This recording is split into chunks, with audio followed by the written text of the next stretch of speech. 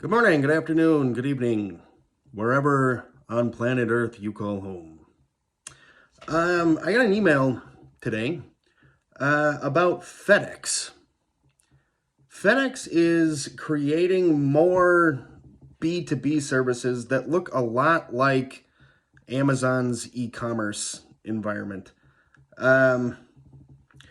This is from Empire Flippers, which is just a newsletter that I subscribe to. I don't pay for this one, unlike the one that I talked about yesterday.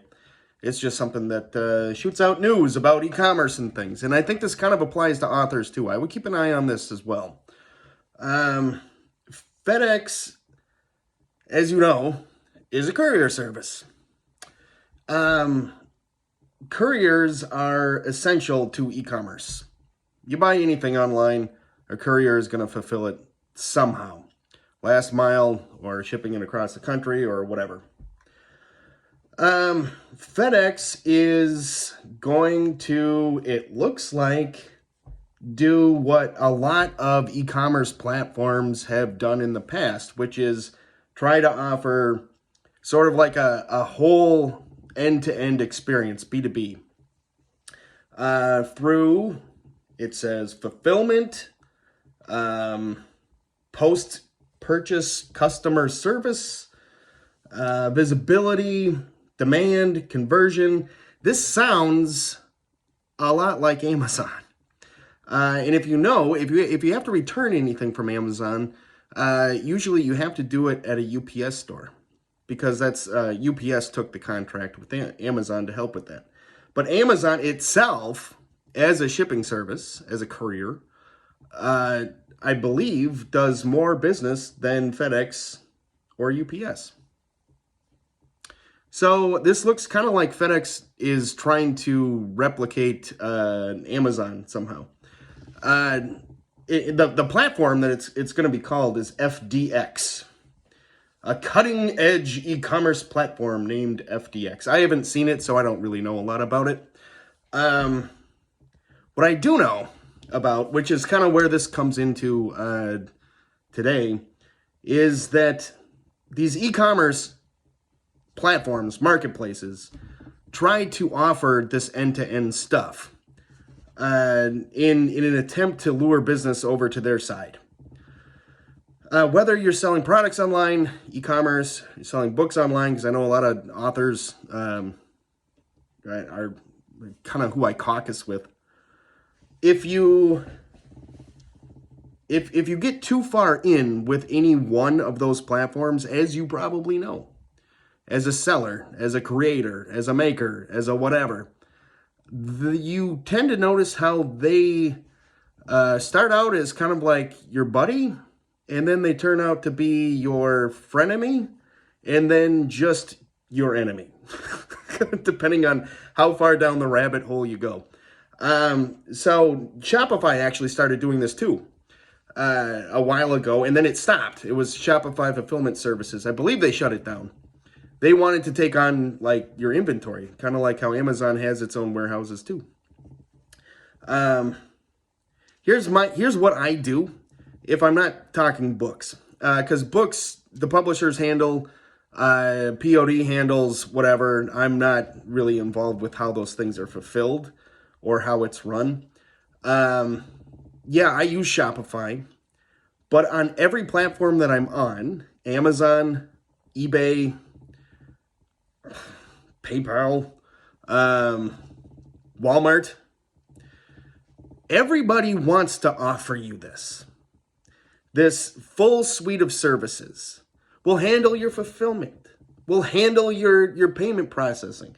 We'll handle your customer experience. We'll handle this and this and this and this and this. And the thing is, the farther in you go with one of those companies, the harder it is to leave one of those companies. And they strategically set requirements that throw their elbows out and make it so that it's harder to do business with one of their competitors. Here's one example. If you are selling on Walmart.com, as I do, Walmart does not want you to use any fulfillment center that sends out a brand that isn't Walmart or is just blank, like on the envelope. So, for example, you can't like they don't want you selling things on Walmart.com and then it comes in an Amazon box, and vice versa.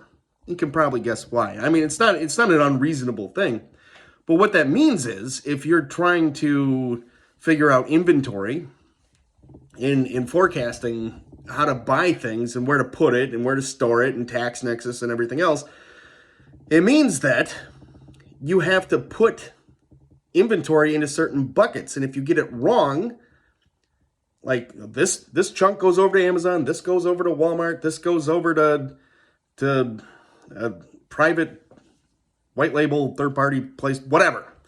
If you get it wrong, it's really expensive to move inventory from one place to the other. And in fact, it's almost more economical in a lot of cases to either destroy the product or liquidate it.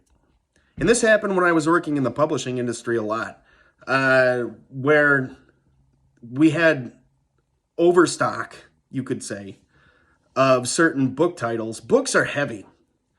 And if you have thousands of them, they're really heavy. And even with things like media mail or like bulk shipping or something like that, those discounts don't really come into effect. So to get it out of there is expensive. To trash it is expensive. So you look at that, you think about how that might play out, and then you've got things like this. Like FedEx is going to make a big play and say, if you've got inventory over at Amazon, FBA, if you've got inventory with Walmart Fulfillment Services, or some other place, well, come over to FedEx. We've got this, and this. We do all these great things, but probably they're trying to help you out on the surface, but underneath it all, well, they're just trying to take a swipe at their competitors. So I handle fulfillment on my own when it comes to my products, and it's not just the Writer's Glove. There's other ones too. And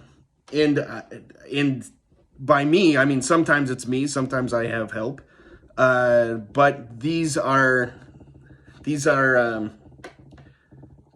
arrangements where I have more control. And if I was going to work with a third-party fulfillment place, it would be somebody who wasn't just like, okay, ship this label off to Amazon FBA, you know, like an actual business relationship where there would be a shared vision and understanding. You could pick up the phone and call somebody and talk to them like a human being.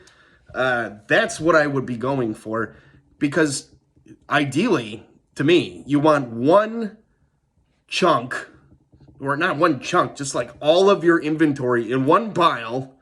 I mean, ideally, and that you shoot it out to customers wherever they happen to be. So if there's a run on something over on Amazon, you're able to take care of that. Or your own website, you're able to take care of that. And you don't have to move inventory around. The last thing you want to be doing is moving inventory around, because it is expensive. So that's what I've got. I think, you know, today's video was either going to be about this, which came in my inbox today with the Empire Flippers newsletter, or about a book with the marijuana leaf on the front. I'll save the story for this one for another day. Anyhow, take care. Talk to you later.